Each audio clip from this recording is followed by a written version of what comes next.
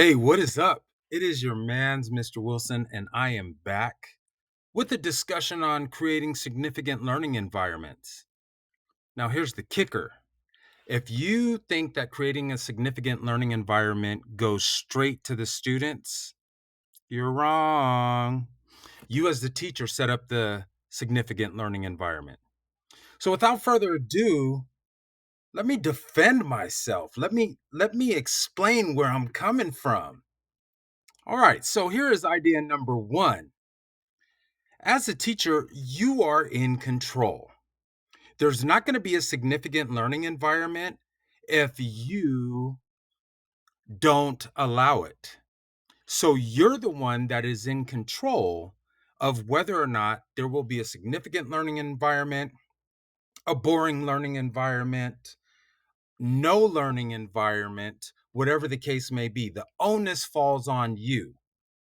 And to be quite honest with you, and I have no proof of this, but this is why I believe that there is state testing, because a lot of teachers have given up the control. But that's another subject.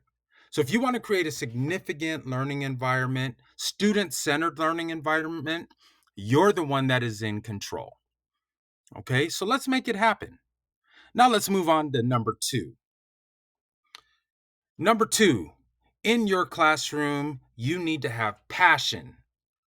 They talked about this in the new culture of learning, and you need to be creative. You need to treat this classroom as your area of play. You have a set of boundaries. I call my boundaries the standards, and you have school rules that you have to follow. And within those school rules and those boundaries, you have to do the best you can to be as creative as you can to reach your kids.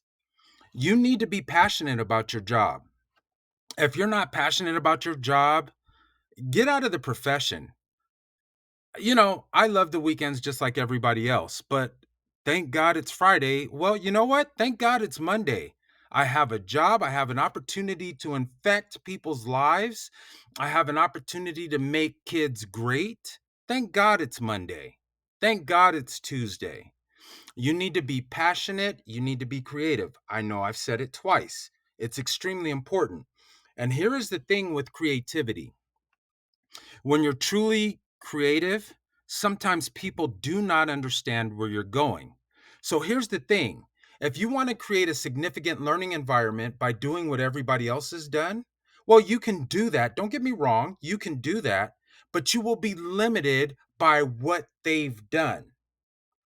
However, if you decide to create something new, you're only limited by your imagination and the rules, but also if you're a person who's concerned about what other people think and you're trying to do something that nobody else has seen before, that might that might stifle your creativity. You got to be careful of that. Okay? Now again, this is teacher focused. You have to put in time. I say this, no, I don't say it with any respect.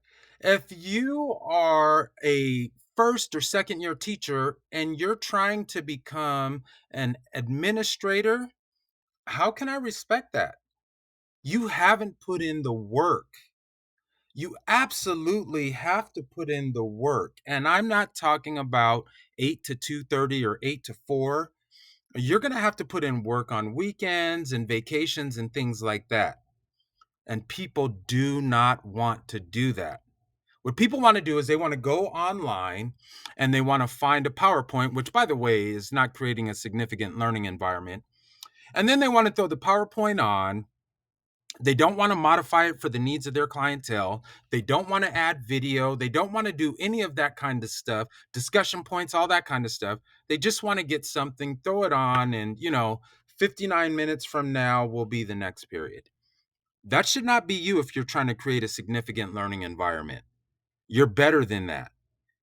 And if you want to be great, you're going to have to be better than what I just described. If that's what's going on all around you, then that's a telltale sign that people don't want to create significant learning environments and they don't want to be great. But if you want to be great, you got to start thinking about what Dweck has been talking about, or Duckworth, with grit and doing things and failing and seeing where you made the mistakes and then fixing those mistakes, that takes time. Teachers don't want to put in that kind of time. And if you don't, that's fine. Just get out of the profession. Number 4. There's an old saying, I'm old and crusty. Just look at my elbows. I'm old and crusty. There's an old saying that says that if you're a new teacher, you need to beg, borrow, and steal. All right. I would say beg, borrow, and find a mentor. Now, if your district is on point, your district is going to have a mentor program for you, beginning teacher induction program or whatever. But now you need to take your prep period, if you have one, and you need to ask other teachers if you can go around and look and see what they do. And informal visit, I just want to sit in your classroom and see what you're doing so maybe I can get some ideas. Ask their permission, go in, and when you see somebody who's doing amazing work, don't just visit them one time. Visit them 2, 3, 4, 5 times. Then offer to buy them lunch.